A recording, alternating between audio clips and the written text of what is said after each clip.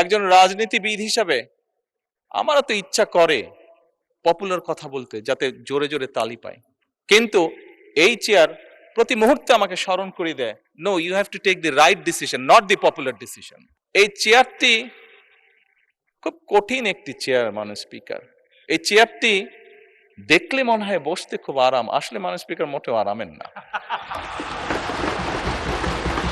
আমাদের লক্ষ্য এক, আমাদের উদ্দেশ্য এক। আমাদের প্রথম দায়িত্বই হচ্ছে জনগণের দেখভাল করা। মাননীয় স্পিকার, আল্লাহ রাব্বুল আলামিনের কাছে অশেষ শুকরিয়া আদায় করছি, কারণ আল্লাহ রাব্বুল আলামিন আজকে আমাদেরকে এই তৌফিক দিয়েছেন। মাননীয় স্পিকার, আপনি এবং আমরা সহ আজ আমরা একটি ফ্যাসিবাদ মুক্ত পরিবেশে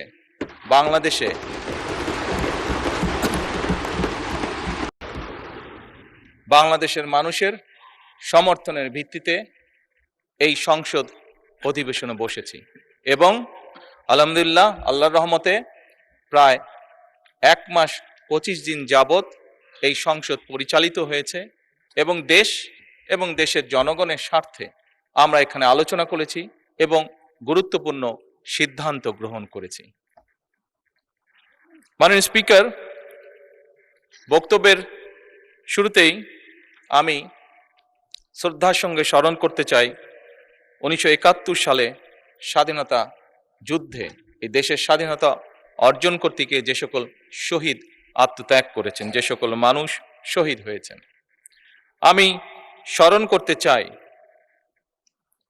1990 সালের স্বৈরাচার বিরোধী আন্দোলনে সকল রাজনৈতিক দলের, গণতান্ত্রিক রাজনৈতিক দলের যে সকল নেতাকর্মী শহীদ হয়েছেন। আমি স্মরণ করতে চাই 2013 সালের শাপলা চত্বরে যে সকল মানুষকে বর্বরভাবে হত্যা করা হয়েছে। আল্লাহর দরবারে প্রার্থনা করি আল্লাহ যাতে তাদেরকে শহীদি মৃত্যু দান করেন। মাননীয় স্পিকার, আমি স্মরণ করতে চাই 2009 সাল থেকে 2024 সালের 5ই আগস্ট পর্যন্ত এই দেশের মানুষের কথা বলার অধিকার, রাজনৈতিক অধিকার, অর্থনৈতিক স্বাধীনতা অধিকার যেটা ছিনিয়ে নেওয়া হয়েছিল, সেই অধিকার পুনঃপ্রতিষ্ঠার জন্য যে সকল মানুষ আত্মত্যাগ করেছেন প্রত্যেকটি মানুষকে আমি স্মরণ করতে চাই, তাদের আত্মার মাগফিরাত কামনা করতে চাই। একই সাথে এই দীর্ঘ 1 যুগেরও বেশি সময় ধরে সকল রাজনৈতিক দল যারা গণতন্ত্রে বিশ্বাসী, যারা রাজপথে থেকে দুর্বার প্রতিরোধ গড়ে তুলেছিল স্বৈরাচারের বিরুদ্ধে, এবং সেই রাজনৈতিক দলের যে সদস্যরা বিভিন্নভাবে আহত হয়েছে, তাদেরকে শ্রদ্ধার সঙ্গে আজকের এই সংসদ অধিবেশনে আমি স্মরণ করতে চাই। মাননীয় স্পিকার, আজকের এই সংসদ, মাননীয় সম্মানিত বিরোধী দলীয় নেতা সঠিকভাবেই বলেছেন যে আজকের এই সংসদের দিকে সমগ্র বাংলাদেশ তাকিয়ে আছে। এই সংসদের দিকে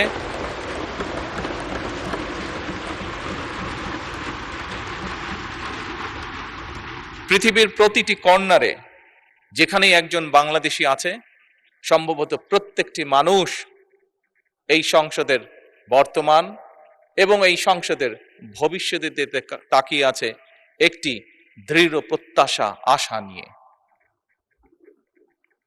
মাননীয় স্পিকার, আমরা প্রায় প্রতিটি সংসদ সদস্য বিভিন্ন সময় 1 মাস 25 দিন যে আমরা সংসদ অধিবেশন হয়েছে, এই সময়ের মধ্যে প্রায় বলা যায় প্রত্যেক সদস্যই তার বক্তব্যের শুরুতে বিভিন্ন পরিস্থিতিতে, বিভিন্ন বক্তব্যে, বিভিন্ন সময় বিভিন্ন শহীদদের আত্মার মাগফিরাত কামনা করেছেন, তাদের কথা উল্লেখ করেছেন।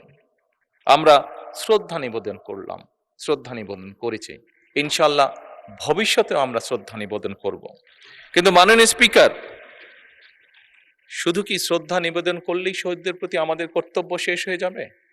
অবশ্যই নয়। মাননীয় স্পিকার, যে সকল মানুষ জীবন উৎসর্গ করেছেন, যে সকল মানুষ আহত হয়েছেন, পঙ্গুত্ব বরণ করেছেন, প্রত্যেকটি মানুষের একটি প্রত্যাশা বা একটি আকাঙ্ক্ষা ছিল, এবং সেই প্রত্যাশা সেই আকাঙ্ক্ষাকে সামনে রেখেই সেই মানুষটি সেদিন রাজপথে ঝাঁপিয়ে পড়েছিল এদেশের মানুষের রাজনৈতিক অধিকারকে প্রতিষ্ঠিত করার জন্য। মাননীয় স্পিকার, কি ছিল এই মানুষগুলোর প্রত্যাশা বা আকাঙ্ক্ষা? খুব সংক্ষেপে যদি বলতে হয়, এই মানুষগুলোর প্রত্যাশা ছিল, আকাঙ্ক্ষা ছিল এমন একটি বাংলাদেশ, যে বাংলাদেশে মানুষ মুক্তভাবে কথা বলতে পারবে, আরেকজনের ব্যক্তি স্বাধীনতার প্রতি সম্মান রেখে নিজের মতামতকে প্রকাশ করতে পারবে। এই মানুষগুলির প্রত্যাশা ছিল এমন একটি বাংলাদেশ যেখানে তারা তাদের যোগ্যতা অনুযায়ী তারা তাদের কর্মসংস্থানের ব্যবস্থা করতে পারবে, তাদের জীবন পরিচালনা করতে পারবে। এই রকম প্রত্যাশাগুলো ছিল। মাননীয় স্পিকার, আমি আবারও বিরোধী দলীয় নেতার সাথে একমত প্রকাশ করছি। উনি উল্লেখ করেছেন ওনার বাবা একজন কৃষক ছিলেন, এবং কৃষক থাকাকালীন অবস্থায় কি এরকম সমস্যা ফেস করেছেন এই দেশের কৃষক, সেটি সেই সময় হোক, এটি বর্তমান সময় হোক। মাননীয় স্পিকার, এই সকল বিষয়গুলো ওনারা যেমন দেখেছেন, এই সকল বিষয়গুলো আমরা এখানে উপস্থিত প্রত্যেকটি মানুষ, প্রত্যেকটি সংসদ সদস্য আমরা দেখেছি। আমাদের পরিবারে বর্তমানেও কেউ না কেউ প্রত্যক্ষ পরোক্ষভাবে কৃষির সাথে জড়িত। আমরা যে গিয়েছি 12 তারিখের নির্বাচন,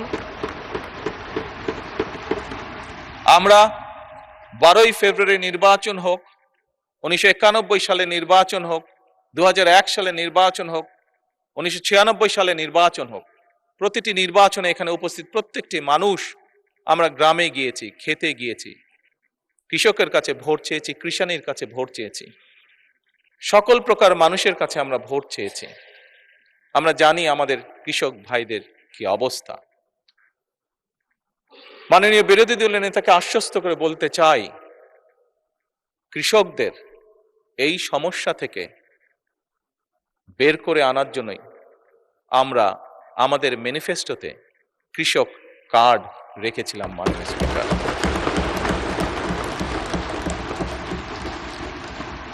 আবারও নির্দ্বিধায় বলতে হবে, আল্লাহ রব্বুল আলমীর কাছে শুকরিয়া আদায় করা ছাড়া কোনোই উপায় নেই।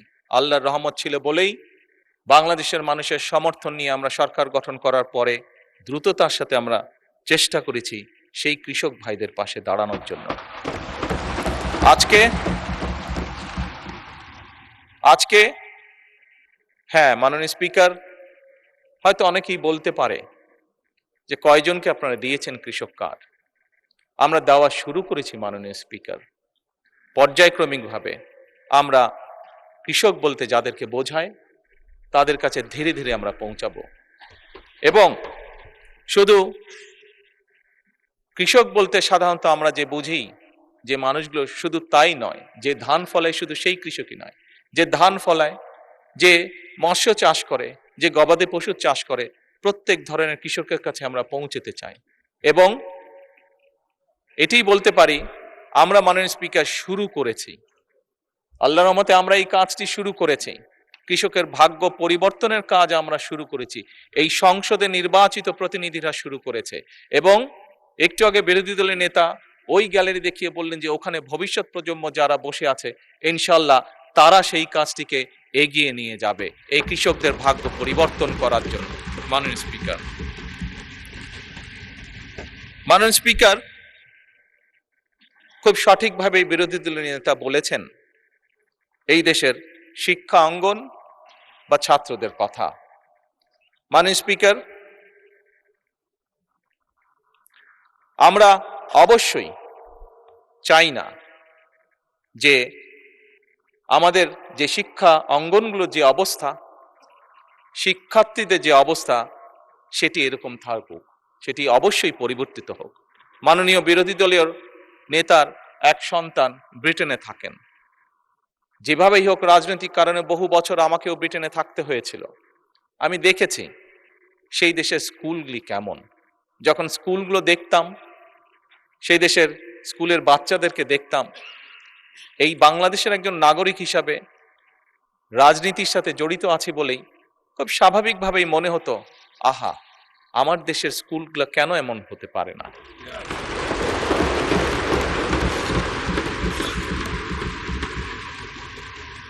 মাননীয় স্পিকার, দেখেছি সেখানে কিভাবে প্রাইমারি স্কুলের কথা যদি বলি, আমি যেখানে থাকতাম তার আশেপাশে প্রাইমারি স্কুল ছিল, সেজন্যই সেটি বেশি চোখে পড়তো। সকালে এবং বিকালে যদি কোথাও বের হতাম, দেখতাম যে বাচ্চারা যাচ্ছে, দেখতাম বাচ্চারা কি সুন্দর কাপড় চোপড় পরে যাচ্ছে, পায়ে জুতো, মোজা, সুন্দর শার্ট প্যান্ট, যার যেটি স্কুল ড্রেস সেটি পরে যাচ্ছে।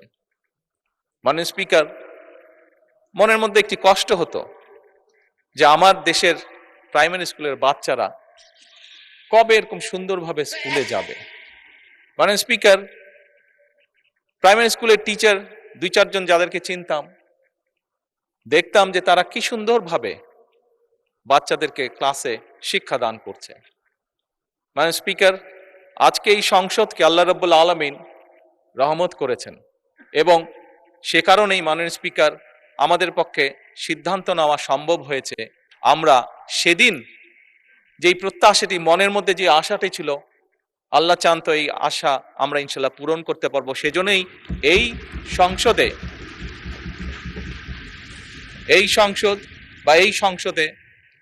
মাধ্যমে যে সরকার গঠিত হয়েছে, মাননীয় স্পিকার, এই সরকার সিদ্ধান্ত গ্রহণ করেছে এবং কাজও শুরু করেছে। আমরা ইনশাল্লাহ আগামী জুলাই মাস থেকে পর্যায়ক্রমিকভাবে ধীরে ধীরে প্রাইমারি স্কুলের বাচ্চাদেরকে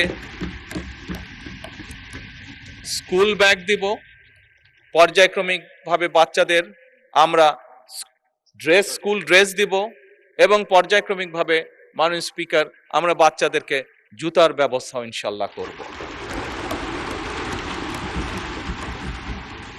এখন আসুন, মাননীয় স্পিকার, বিরোধী দলীয় নেতা বলেছেন পরিবেশের কথা। কিসের পরিবেশ? শিক্ষাঙ্গনের পরিবেশ। উনি উনার কিছু কনসার্ন এক্সপ্রেস করেছেন। মাননীয় স্পিকার, আমিও এই দেশের শিক্ষা প্রতিষ্ঠানে পড়েছি। 90-এর স্বৈরাচার বিরোধী আন্দোলনের সময় আমি বেশ অনেকবার সেই সময় রাজনৈতিক ডামাডোলে শিক্ষাঙ্গনের মধ্যে পড়েছিলাম। 2-1 বার বেশ সিরিয়াস অবস্থার মধ্যে পড়ে গিয়েছিলাম। মাননীয় স্পিকার, স্বাভাবিকভাবেই আমি চাই আমার দেশের সন্তানেরা একটি সুন্দর পরিবেশে লেখাপড়া করুক। মাননীয় স্পিকার, সার্বিক বিশ্ব পরিস্থিতিতে আমরা দেখেছি বিশ্বের প্রত্যেকটি দেশ মধ্যপ্রাচ্যে যে ক্রাইসিস যাচ্ছে, যে যুদ্ধ অবস্থা, তার মধ্যে তার কারণে পৃথিবীর প্রায় প্রত্যেকটি দেশ জ্বালানির সমস্যার সম্মুখীন হয়েছে, যার তাপ হয়তো বাংলাদেশে এসেও লেগেছে। বাংলাদেশের মানুষ বেশ কিছুদিন কষ্ট পেয়েছে এটিতে। আমি বিরোধী দলের নেতার সাথে এই ব্যাপারে কম বেশি একমত। মাননীয় স্পিকার, বিরোধী দলের পক্ষ থেকে সেদিন একটি প্রস্তাবনা দেওয়া হয়েছিল যে এই সমস্যাটি যদি আমরা উভয় একসাথে বসি আলোচনা করি, তাহলে হয়তো মিটমাট করা বা একটা শুরু বের করা সম্ভব হবে। মাননীয় স্পিকার, সেদিন পরের দিন আপনি উপস্থিত ছিলেন এই সংসদে। আপনার সামনেই আমি আমাদের অবস্থান থেকে আমাদের প্রস্তাবনা বিরোধী দলের কাছে উপস্থাপন করেছি। আমরা যৌথভাবে একটি কমিটি গঠন করেছি এ ব্যাপারে আলোচনা করে কি সিদ্ধান্ত নেওয়া যায় যাতে দেশের মানুষ স্বস্তিতে থাকতে পারে। মাননীয় স্পিকার, আমি মনে করি আমরা আজও এই সমস্যার সমাধান উভয় পক্ষ একসাথে বসে নিশ্চয়ই ইনশাল্লাহ বের করতে সক্ষম হব।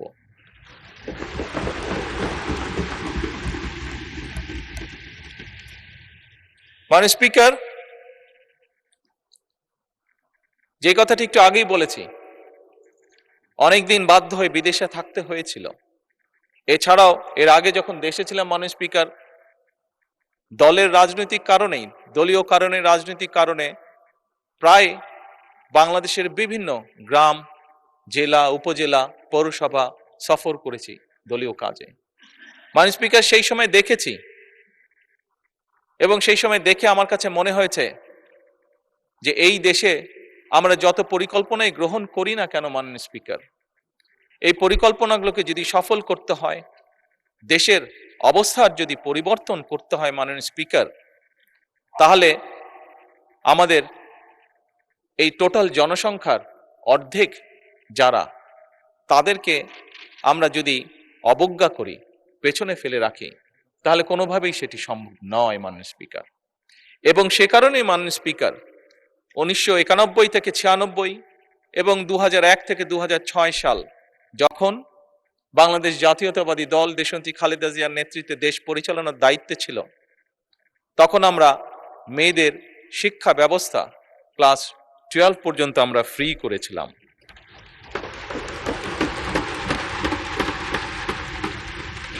মাননীয় স্পিকার, সেজন্যই এই নারী সমাজ যাতে দেশ গঠনে আরো বেশি ভূমিকা রাখতে পারে, সেজন্যই বর্তমান সরকার সিদ্ধান্ত গ্রহণ করেছে, পরিকল্পনা নিয়েছে যে আমরা মেয়েদের স্নাতক বা ডিগ্রি পর্যন্ত আমরা শিক্ষা ব্যবস্থা ফ্রি করব। এবং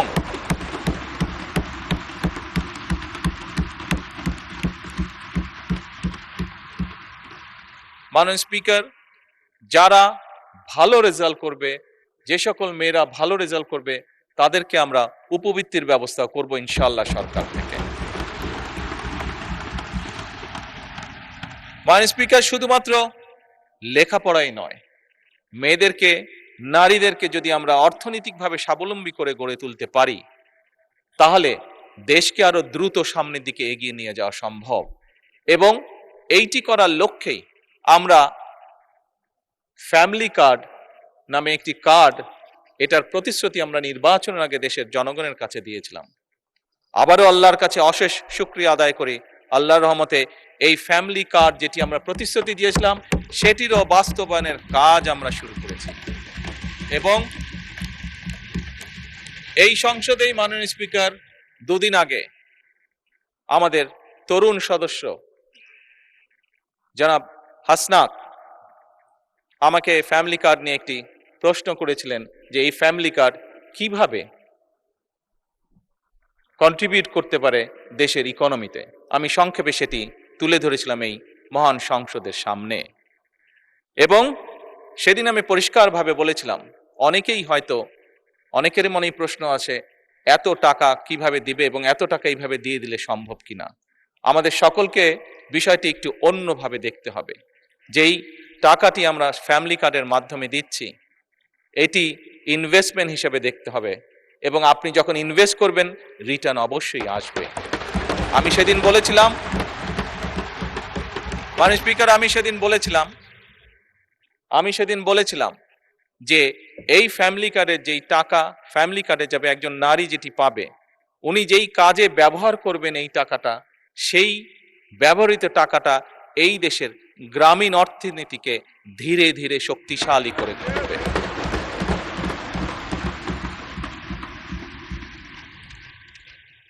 মাননীয় স্পিকার,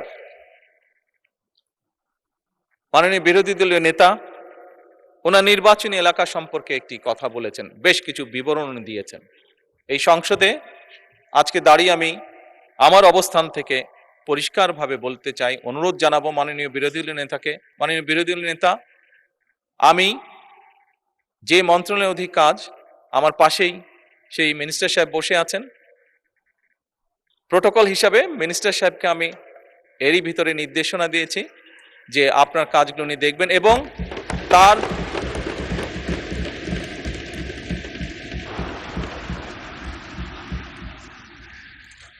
বিরোধী দলীয় উপনেতা উপদে কিছু বলতে চাইছেন, কোনো অসুবিধা নেই।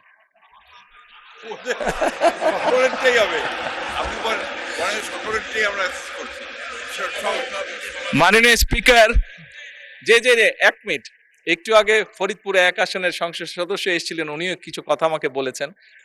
মাননীয় স্পিকার, আমি প্রথমেই বলেছি এই সংসদ বাংলাদেশের মানুষের জন্য, এই সংসদ বাংলাদেশের জন্য।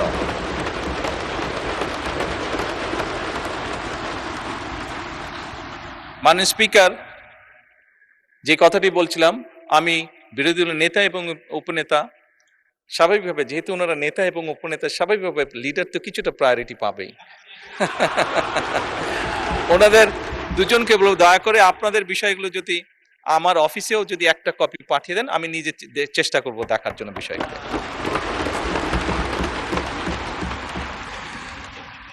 মাননীয় স্পিকার, উনি ওনার এলাকার সমস্যার কথা বলতে গিয়ে একটি কথা বলেছেন, ওনার এলাকার জলবদ্ধতার কথা বলেছেন, খালের কথা বলেছেন। মাননীয় স্পিকার, আপনি দেখেছেন এই সংসদেই গতকাল চট্টগ্রামের ভারী বর্ষণের কারণে কিছু কিছু জায়গায় জলবদ্ধতা হয়েছিল, এবং এখানে বসে দ্রুততার সাথে আমি স্থানীয় সরকার প্রতিমন্ত্রী যে আছে তাকে তাৎক্ষণিকভাবে চট্টগ্রামে পাঠিয়েছিলাম বিষয়টি দেখে যতটুকু সম্ভব ফয়সলা করার জন্য। মাননীয় স্পিকার, এই ঘটনাটা দিয়ে আমি যেটা বলতে চাইছি সেটা হচ্ছে যে এই সরকার জনগণের নির্বাচিত সরকার, এই সরকার জনগণের কাছে জবাবদিহিমূলক সরকার, এবং সে কারণেই মাননীয় স্পিকার, এবং সে কারণেই আমরা আমাদের দ্রুততার সাথে আমরা চেষ্টা করেছি ব্যবস্থা গ্রহণ করতে, যাতে যত দ্রুত সম্ভব জনগণের সমস্যা লাঘব করা সম্ভব হয়। একই সাথে মাননীয় স্পিকার, আমি আবার কৃষকের কাছে ফিরে যেতে চাই। আমরা জানি, দেখেছি, আজকেও যদি আমরা পত্রপত্রিকা খুলি, সবগুলো পত্রপত্রিকাতে আজকে নিউজ আছে আমাদের বিভিন্ন অঞ্চলগুলো, নেত্রকোনা, কিশোরগঞ্জ, সুনামগঞ্জ, ময়মনসিংহ সহ আরো বেশ কিছু অঞ্চল মাননীয় স্পিকার ভারী বর্ষণের কারণে গত 48 ঘন্টায় বেশ ভারী বর্ষণ হয়েছে অনেকগুলো জায়গায়, এবং তার কারণে বোরো ফসলে অনেক ক্ষতি হয়েছে। মাননীয় স্পিকার, এখানে আমাদের ত্রাণ মন্ত্রী বসে আছেন দুলু সাহেব, যার কথা বিরোধী দল নেতা উল্লেখ করেছেন।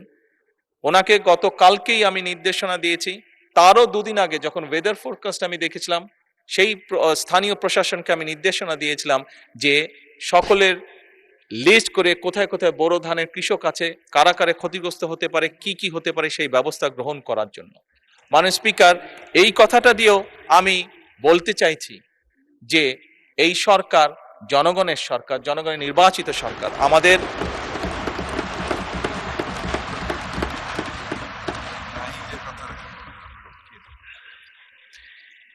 জনগণের নির্বাচিত সরকার, এবং আমাদের প্রথম দায়িত্বই হচ্ছে জনগণের দেখভাল করা। মাননীয় স্পিকার,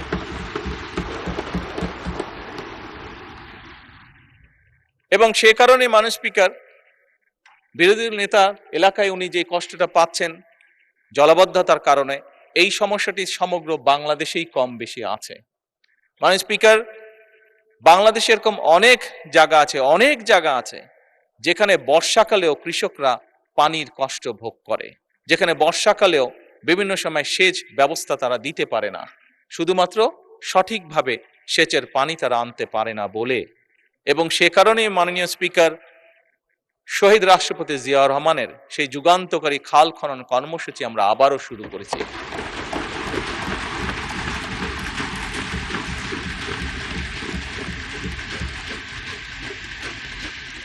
এই খাল খনন কর্মসূচি শুধুমাত্র যে সেচের পানির জন্য আমরা করছি তা নয়। এই খাল খনন, জি, এটা 10,000 টাকা, যেটা জি অসুবিধা নেই বলুন। এই খাল খনন যে শুধুমাত্র সেচের পানির জন্য আমরা ব্যবস্থা করছি তার জন্য নয়। মাননীয় স্পিকার, 20 কোটি মানুষের দেশ, বহু জায়গায় আপনি গ্রামের সন্তান। মাননীয় স্পিকার, আপনি দেখেছেন আপনার এলাকাতেও, আমরা সবাই জানি কম বেশি আমাদের প্রত্যেকের এলাকায় গ্রামে কৃষকরা ডিপ টিউবওয়েল ব্যবহার করছেন। ঢাকা শহরে প্রতিদিন প্রায় 3 লক্ষ লিটার পানির প্রয়োজন হয়। 3 কোটি লিটার পানির প্রয়োজন হয়। এর অর্ধেকের মতন নদী থেকে আনা হচ্ছে, আবার প্রায় অর্ধেকের মতন পানি মাটির নিচ থেকে টেনে তোলা হচ্ছে। এর ফলে পানির যে স্তর সেটি অনেক নিচে নেমে যাচ্ছে। মাননীয় স্পিকার, আমরা যদি এরকম এই বিষয়গুলো যদি এখনই অ্যাড্রেস না করি, আগামী যে ভবিষ্যৎ প্রজন্ম যারা ওই গ্যালারিতে বসে একটু আগে আমাদের আলোচনা শুনেছিল, এই মানুষগুলো, এই সন্তানগুলো বিপদে পড়ে যাবে। এবং এর বাংলাদেশের প্রেক্ষাপটে এই সমস্যার সমাধান হচ্ছে আমরা যদি এখন কাজ শুরু করি মাননীয় স্পিকার, এর শুভ ফল পেতেও আমাদের প্রায় 20 বছরের মতন সময় লাগবে। আমরা যদি আজকে খাল খনন শুরু করি, এই খালের পানি আস্তে আস্তে নিচে যাবে এবং যেই জায়গাটা খালি হয়ে গেছে সেটা রিফিল হতেও মিনিমাম 20 বছর সময় লাগবে মাননীয় স্পিকার। সেজন্যই মাননীয় স্পিকার আমরা এই খাল খনন কর্মসূচি শুরু করেছি। আমরা শিক্ষার কাজ শুরু করেছি। স্কুলের, প্রাইমারি স্কুলের ছেলেদের, বাচ্চাদেরকে আমরা ব্যাগ, বই, জুতো দিয়ে আমরা তাদেরকে উৎসাহিত করতে চাচ্ছি লেখাপড়ায়। আমরা প্রাইমারি স্কুলের শিক্ষকদেরকে তাদের সম্মানই বাড়াতে চাচ্ছি, যাতে করে তারা মনোযোগ দিতে পারে শিক্ষার্থীদেরকে শেখানোর জন্য। এবং সেই জন্যই মাননীয় স্পিকার আমরা আমাদের ম্যানিফেস্টোতে বলেছিলাম যে আমরা আমাদের টোটাল বাজেটের প্রায় 5% আমরা শিক্ষা খাতে রাখতে চাই। একই সাথে মাননীয় স্পিকার স্বাস্থ্যের কথা এসেছে। এখানে আমার দলের সংসদ সদস্য, বিরোধী দলের সংসদ সদস্য, বহু সংসদ সদস্য বিভিন্ন সময় উল্লেখ করেছেন যে তাদের এলাকায় যে হাসপাতাল আছে, হয়তো একটি বিল্ডিং আছে মাত্র, কিন্তু সেই বিল্ডিং এ হয়তো সঠিক ওষুধ নাই, সঠিক যন্ত্রপাতি নাই, সঠিকভাবে ডাক্তার নেই। মাননীয় স্পিকার, সেজন্যই আমরা ঠিক করেছি যে আমরা জিডিপির একটি বড় অংশ শিক্ষা এবং আমাদের স্বাস্থ্য খাতে আমরা ব্যয় করব। এবং মাননীয় স্পিকার, নিশ্চয়ই এই সংসদে আমার আগে বিরোধী দলের নেতা বক্তব্য রেখেছেন, ওনার পরে আমি বক্তব্য রাখছি। উনি যেই কথাগুলো বলেছেন তার পরিপ্রেক্ষিতে আমি যেই কথাগুলো বলছি, নিশ্চয়ই সবাই বুঝতে পারছেন আমাদের লক্ষ্য এক, আমাদের উদ্দেশ্য এক।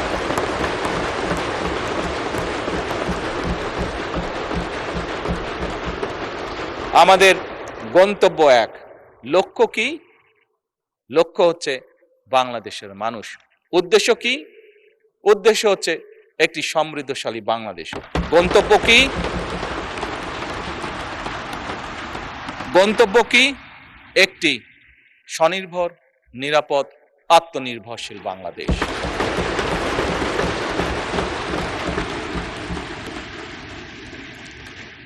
মাননীয় স্পিকার, এটি সংসদ, জাতীয় সংসদ।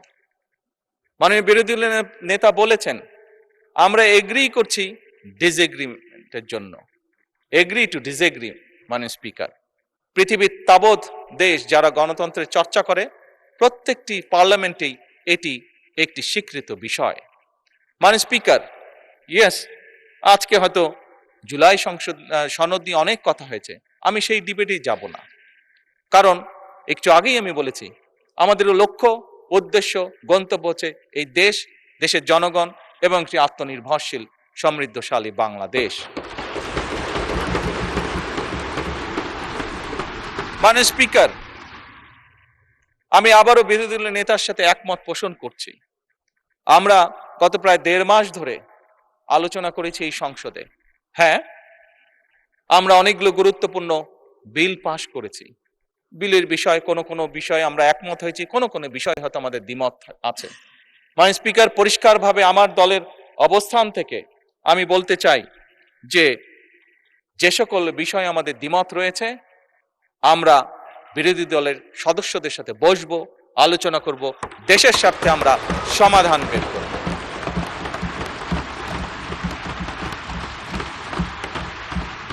মাননীয় স্পিকার, নিশ্চয়ই আপনারও মনে আছে, এখানে সকলেরই মনে আছে, রোজার সময় বিরোধী দলীয় নেতা আমাকে ওনাদের ইফতার পার্টিতে দাওয়াত করেছিলেন। আমরা সেখানে গিয়েছিলাম। আমি গিয়েছিলাম, আমার সাথে আজকের হোম মিনিস্টারের সাথে ছিলেন। আমরা সেখানে ওনাদেরকে প্রস্তাব দিয়েছিলাম, যে ডেপুটি স্পিকারের প্রস্তাবটি, যে ওটা ওনাদের দলীয় সিদ্ধান্তের কারণে ওনারা সেটা গ্রহণ করেন, সেটা ওনাদের পলিসির ব্যাপার। কিন্তু আমরা ওনাদেরকে প্রস্তাব দিয়েছিলাম যে আমরা চাই যে ডেপুটি স্পিকার ডেপুটি স্পিকার আমরা ওনাদের কাছ থেকে চেয়েছিলাম। মাননীয় স্পিকার, আজকে আবারও পরিষ্কারভাবে আমি বলতে চাই, এই প্রস্তাবটি মাননীয় বিরোধী দলের নেতা এবং মাননীয় বিরোধী দলীয় সদস্যবৃন্দ, আমাদের এই প্রস্তাবটি এখনো ওপেন আছে। আমরা এখনো এই প্রস্তাবটি ওপেন রেখেছি। এই প্রস্তাবটি দেওয়ার মাধ্যমে আবারও আমরা আমাদের পরিষ্কার ইন্টেনশন বোঝানোর চেষ্টা করেছি। যেভাবে ঠিক বিরোধী দলের নেতা সেদিন বলেছিলেন যে আসুন আমরা দুই দল মিলে যদি একসাথে একটি কমিটি গঠন করি, যেখানে জ্বালানির বিষয়ে যদি কোনো সমস্যা থেকে থাকে আমরা আলোচনা করে একটি সিদ্ধান্ত নিতে পারবো। ওনারা যেরকম ওনাদের ইন্টেনশন দেখিয়েছেন, আমরাও সেই সময় আমাদের ইন্টেনশন পরিষ্কারভাবে তুলে ধরেছি। একইভাবে মাননীয় স্পিকার, এই সংসদ অধিবেশন শুরুর আগে আমি ওনার বাসায় গিয়েছিলাম। ওনার বাসায় গিয়ে দেশ পরিচালনা করার জন্য ওনাদের সহযোগিতা আমি চেয়ে এসেছিলাম। একইভাবে আমি নাহিদ ইসলামেরও বাসায় গিয়েছিলাম। এনসিপির কাছে আমি বলেছিলাম দেশ পরিচালনায় আপনাদেরও সহযোগিতা প্রয়োজন। মাননীয় স্পিকার,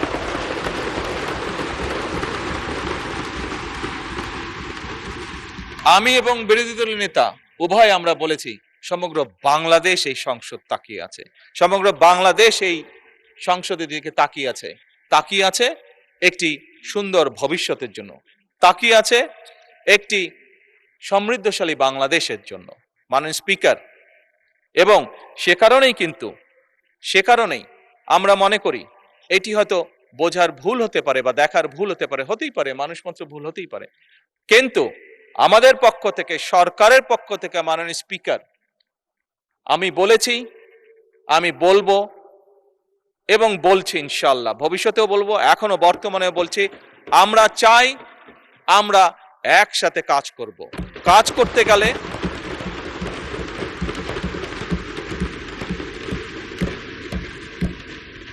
মাননীয় স্পিকার, অতীতে যতবারই গণতন্ত্র চলতে শুরু করেছিল বিভিন্ন সময় গণতন্ত্র বাধাগ্রস্ত হয়েছে। গণতন্ত্র যতবারই বাধাগ্রস্ত হয়েছে দেশের অর্থনীতি বাধাগ্রস্ত হয়েছে। গণতন্ত্র যতবারই বাধাগ্রস্ত হয়েছে দেশের স্বাস্থ্য ব্যবস্থা বাধাগ্রস্ত হয়েছে। গণতন্ত্র যতবারই বাধাগ্রস্ত হয়েছে দেশের মানুষের কর্মসংস্থান বাধাগ্রস্ত হয়েছে। গণতন্ত্র যতবারই বাধাগ্রস্ত হয়েছে দেশের অর্থনীতি, মাননীয় স্পিকার, বাধাগ্রস্ত হয়েছে। কাজেই এই মুহূর্তে আমরা সকলে যদি গিয়ে একটি সাধারণ মানুষকে জিজ্ঞেস করেছি তুমি কি চাও, আমি বিশ্বাস করি একজন সাধারণ মানুষ বলবে আমরা শান্তি চাই। একজন সাধারণ মানুষ বলবে আমরা নিরাপদ রাস্তা চাই। একজন সাধারণ মানুষ বলবে আমি আমার লেখাপড়া শেষ করে আমি একটি কর্মসংস্থান চাই। একজন গৃহিণী বা একজন নারী বলবে আমি নিরাপদে রাস্তায় যেতে চাই। মাননীয় স্পিকার, আজকে আমরা ইতিহাস নিয়ে হয়তো অনেক ডিবেট করেছি, কিন্তু মাননীয় স্পিকার, আমাদের এই ইতিহাসের ডিবেট সেই হামে অসুস্থ বাচ্চার মার মন কি শান্ত করতে পারবে? পারবে না। তার জন্য তো মাননীয় স্পিকার,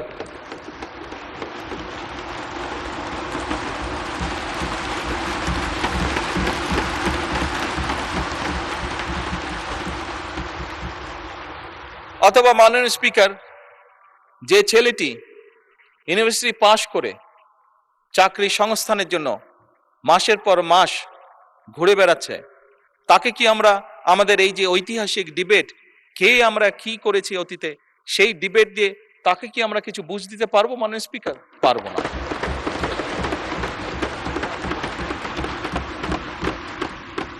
মাননীয় স্পিকার, আমি একটু আগেই বলেছি যে বোরো ধানের এই যে যেখানে অতিবৃষ্টি হয়েছে সেখানে যেই ফসল কৃষকরা ক্ষতিগ্রস্ত হয়েছে, তাদের কাছে যদি আমরা আমাদের এই মহান সংসদের মূল্যবান ঐতিহাসিক ডিবেট উপস্থাপন করি, সে যে ফসল হানির যে কষ্ট, সেই কষ্ট কি তার লাঘব করা সম্ভব হবে? যদি তার জন্য আমরা কোনো একটি ব্যবস্থা করতে না পারি যে আগামী 3 মাস সে কি খাবে, হবে না। মাননীয় স্পিকার, তাকে আমার খাবারের ব্যবস্থা করতে হবে, ওই বেকার যুবকটির জন্য আমার কর্মসংস্থানের ব্যবস্থা করতে হবে, হামে আক্রান্ত শিশুর জন্য তার মায়ের সান্ত্বনার জন্য আমাকে ওষুধের ব্যবস্থা করতে হবে।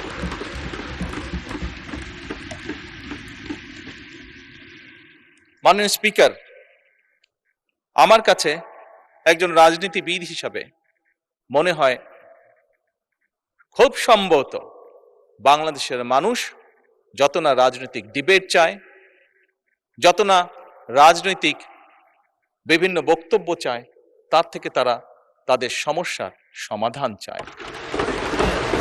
মাননীয় স্পিকার, আজকে এই মুহূর্তে মাননীয় স্পিকার, আমার দলের সদস্যরা এবং ক্ষেত্র বিশেষ আমি দেখছি বিরোধী দলের বন্ধুরাও আমার কিছু কিছু কথায় টেবিল থাপড়াচ্ছেন। মাননীয় স্পিকার, এই যে চেয়ারটা আপনি দেখছেন, যেই চেয়ারে আমি এখানে বসছি আপনার সামনে মাননীয় স্পিকার, এই চেয়ারটি খুব কঠিন একটি চেয়ার মাননীয় স্পিকার। এই চেয়ারটি দেখলে মনে হয় বসতে খুব আরাম, আসলে মাননীয় স্পিকার মোটেও আরামের না।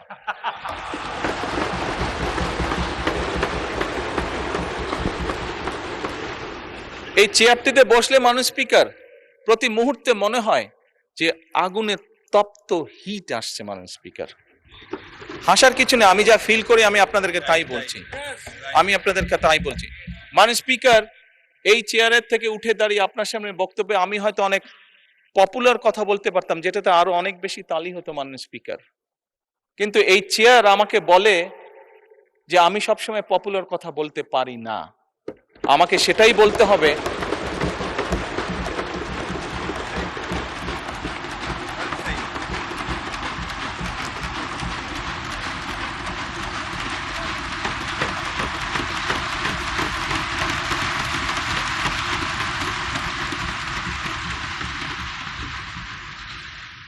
মাননীয় স্পিকার, একজন রাজনীতিবিদ হিসাবে আমারও তো ইচ্ছা করে পপুলার কথা বলতে, যাতে জোরে জোরে তালি পায়, কিন্তু এই চেয়ার প্রতি মুহূর্তে আমাকে স্মরণ করে দেয়, no, you have to take the right decision, not the popular decision.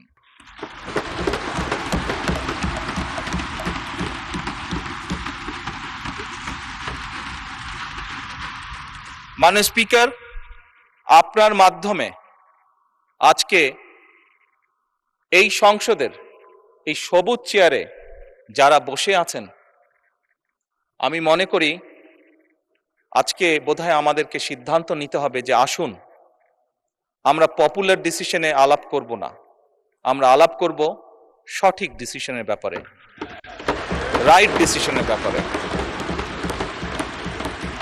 মাননীয় স্পিকার, আজকে এই সংসদ অধিবেশনের শেষ দিন, আজকে অধিবেশন শেষ হয়ে যাবে। আমার সংসদ নেতা হিসেবে আমার দলের সদস্যদের কাছে, বিরোধী দলীয় বন্ধুদের কাছে, সহকর্মীদের কাছে, সদস্যদের কাছে আমার অনুরোধ থাকবে যে আসুন আগামী অধিবেশন যেটি শুরু হবে সেখানে আমরা আলোচনা করব আমরা কত দ্রুত দেশে বিদ্যুতের সমস্যার সমাধান করতে পারি।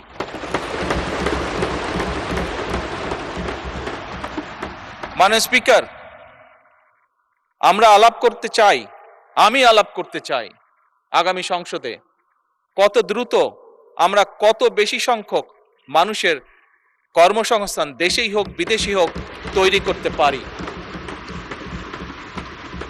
মাননীয় স্পিকার, এই সংসদে দাঁড়িয়ে আমি আলাপ করতে চাই যে আমাদের শিক্ষা প্রতিষ্ঠান, আমাদের হাসপাতালগুলোতে কত দ্রুত শিক্ষা এবং চিকিৎসা সুবিধা আমরা পৌঁছে দিতে পারি।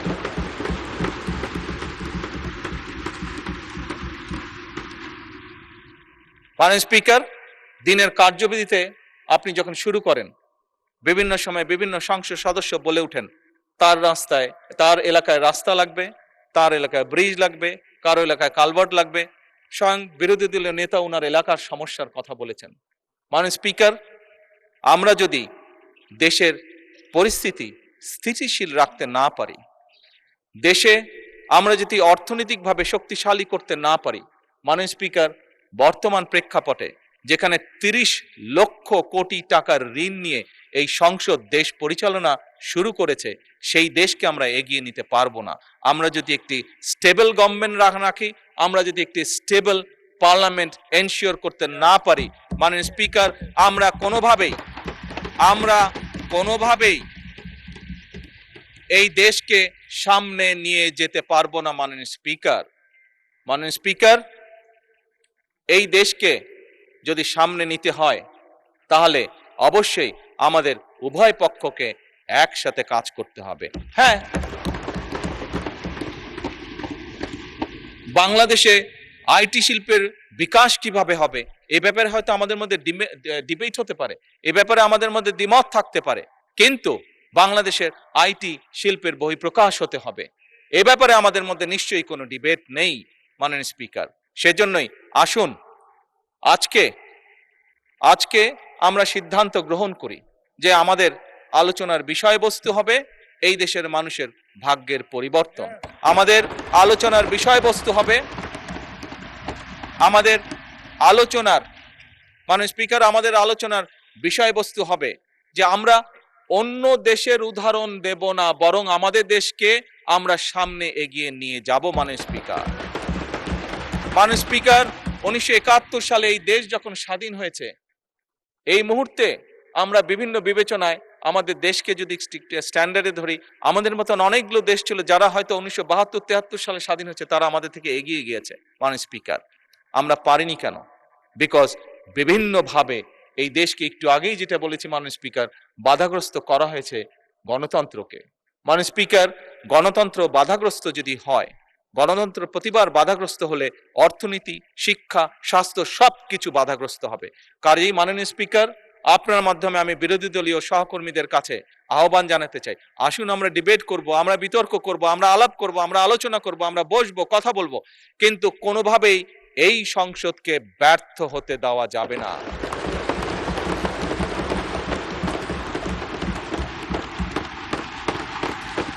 মাননীয় স্পিকার, অতীতে আমরা দেখেছি সরকারকে ব্যর্থ করার জন্য 173 দিন হরতাল ডাকা হয়েছিল। মাননীয় স্পিকার, হ্যাঁ, সেই সরকার হয়তোবা ক্ষতিগ্রস্ত হয়েছিল, সরকার হয়তো পরবর্তীতে ক্ষমতায় থাকেনি, ক্ষমতায় আসেনি, কিন্তু মাননীয় স্পিকার, কেউ একজন সদস্য, সেটি আমার দলের সদস্য হোক, সেটি বিরোধী দলীয় সদস্যরা হোক, বুকে হাত দিয়ে বলতে পারবেন যে বাংলাদেশ ক্ষতিগ্রস্ত হয়নি? এই 173 দিনের হরতালে বাংলাদেশ ক্ষতিগ্রস্ত হচ্ছে, যেই ক্ষতির মাসুল আজও আমাদেরকে টেনে নিয়ে যেতে হচ্ছে বছরের পর বছর, যুগের পর যুগ। মাননীয় স্পিকার, কাজেই মাননীয় স্পিকার, আমি আর সময় নিব না। অনেক বিরোধী দলীয় নেতাকে আপনি সময় রিমাইন্ডার দিয়েছেন, আমি চাই না যে আমাকে আপনি সময় রিমাইন্ডার দিন। মাননীয় স্পিকার,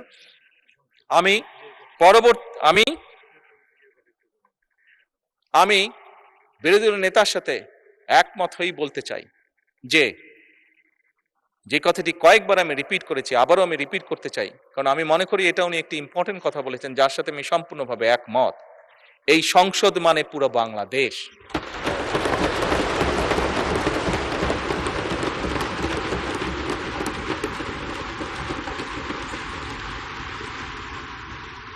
এই সংসদের সফলতা মানে ভবিষ্যৎ সমৃদ্ধ বাংলাদেশ।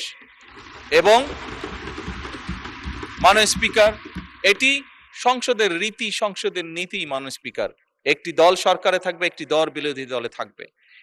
সেই জন্যই আমি বারে বারে বলছি, এই সংসদের দ্বারা গঠিত সরকার। মাননীয় স্পিকার, এই সরকারের টিকে থাকা, এই সরকারের সফলতা মানেই কিন্তু সমৃদ্ধির পথে এগিয়ে যাওয়া। কারণ আমি বিশ্বাস করি এই সংসদ এমন একটি সংসদ যা বাংলাদেশের অতীতে কোনোদিন হয়নি। বর্তমানে সংসদ, বর্তমান এবং ভবিষ্যতে হবে সেটি হলো উভয় পক্ষ দেশের স্বার্থে আমরা একসাথে কাজ করব।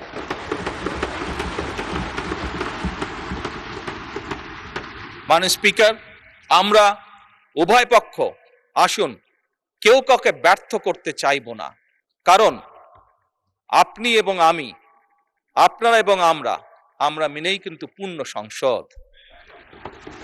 আমরা মিলেই কিন্তু পূর্ণ সংসদ। কাজে আপনি ব্যর্থ হলে আমি ব্যর্থ, আমি ব্যর্থ হলে আপনি ব্যর্থ, এই কথাটি আমাদেরকে মনে রাখতে হবে। এবং আমরা যে কোনো একজন ব্যর্থ হলেই বাংলাদেশ ব্যর্থ হয়ে যাবে। আমরা কেউই এই সংসদের কোনো একজন সদস্য আমরা শয়নে স্বপ্নে কেউ ব্যর্থ বাংলাদেশ দেখতে চাই না। কারণ বর্তমান বাংলাদেশ ৭১-এর পরবর্তী বাংলাদেশ যেরকম শহীদের রক্তের উপরে দাঁড়িয়েছিল, বর্তমান বাংলাদেশ এবং বর্তমান সংসদ একইভাবে হাজারো শহীদের রক্তের উপরে দাঁড়িয়ে আছে।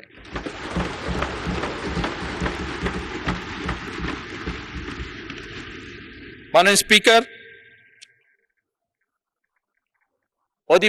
শেষ অধিবেশনের দিনে আমি এইটুক আমার অবস্থান থেকে আবার পরিষ্কার করে দিতে চাই, আমার সরকারের অবস্থান থেকে আবার পরিষ্কার করে দিতে চাই যে আমরা সব সময় সকল সময় প্রস্তুত আছি বিরোধী দলের সদস্যের সাথে বাংলাদেশের স্বার্থে, বাংলাদেশের মানুষের সাথে যে কোনো আলাপ আলোচনায় অংশগ্রহণ করার জন্য, এবং আলাপ আলোচনার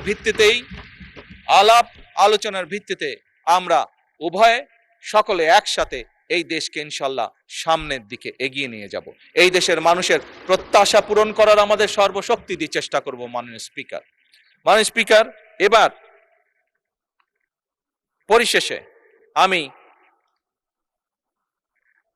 আন্তরিকভাবে আমার পক্ষ থেকে, আমার সরকারের পক্ষ থেকে, আমাদের সংসদের পক্ষ থেকে মাননীয় স্পিকার আপনাকে আন্তরিকভাবে ধন্যবাদ জানাচ্ছি। আমি ধন্যবাদ জানাতে চাই মাননীয় ডেপুটি স্পিকার, মন্ত্রিসভার মাননীয় সদস্যবৃন্দদেরকে, মাননীয় চিফ হুইপ বৃন্দকে এবং সকল সংসদ সদস্যবৃন্দকে। আমি বিশেষভাবে ধন্যবাদ জানাতে চাই মাননীয় বিরোধী দলীয় নেতা এবং বিরোধী দলীয় সকল সদস্যবৃন্দকে, কারণ একটু আগেই আমি বলেছি, আমরা ছাড়া আপনারা পরিপূর্ণ নন, আপনারা ছাড়া আমরা পরিপূর্ণ নই।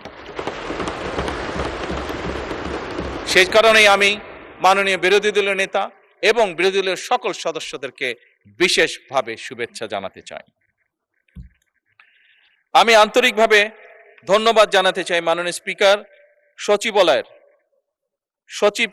সচিব সহ কর্মকর্তা এবং কর্মচারী বৃন্দকে, সকল কর্মচারী বৃন্দকে।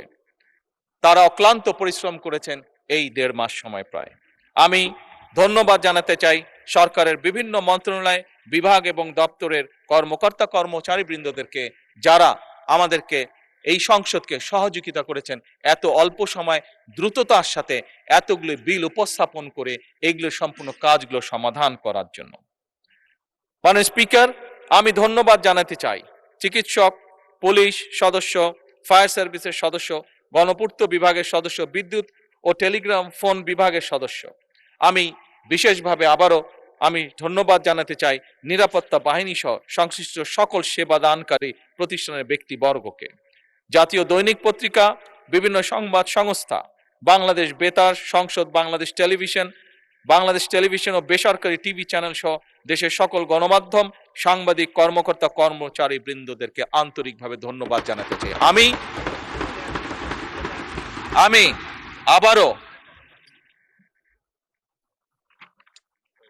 আমি আবারও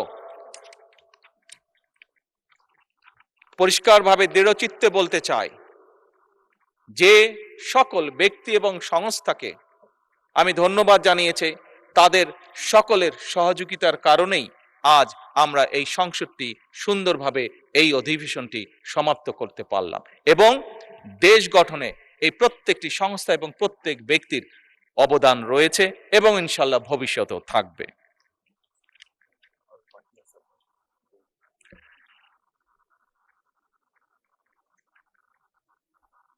এটা তো বললাম।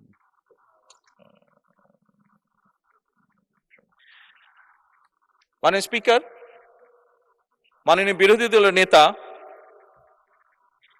এই সংসদ কার্যালয়ের কর্মকর্তা এবং কর্মচারী বৃন্দ সহ সংসদ ভবন, প্রধানমন্ত্রী দফতরের সহায়ক হিসাবে বিভিন্ন বিটিভি এবং বেতার কর্মদের বিভিন্ন ব্যক্তির বিষয় উনি বলেছেন তাদেরকে কিছু সম্মানের ব্যবস্থা করার কথা, আপনাকে অনুরোধ জানিয়েছেন।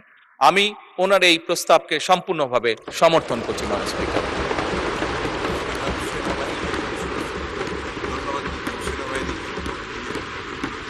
মাননীয় স্পিকার, বাংলাদেশের সশস্ত্র বাহিনী বা সেনাবাহিনী, তাদেরকে আমরা যদি আমাদের ধন্যবাদের তালিকায় না আনি সেটি অন্যায় করা হবে। ফ্যাসিবাদের পলায়নের পরে মাননীয় স্পিকার, এই সশস্ত্র বাহিনী এবং সেনাবাহিনী তাদের সর্বোচ্চ দিয়ে চেষ্টা করেছে যে দেশকে একটি সুশৃঙ্খল অবস্থার মধ্যে রাখা, দেশকে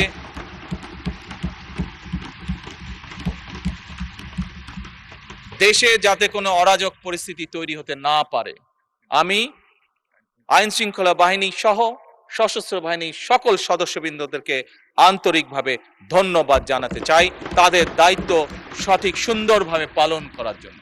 মাননীয় স্পিকার, আবারও আপনাকে আন্তরিক ধন্যবাদ জানিয়ে আমার বক্তব্য শেষ করছি। বক্তব্য শেষ করার আগে আবারও আমি বলছি, সকল সংসদ সদস্যের প্রতি আমার বিনীত আহ্বান থাকবে, আসুন আমরা এই সবুজ চেয়ারের পবিত্রতা রক্ষা করি। যে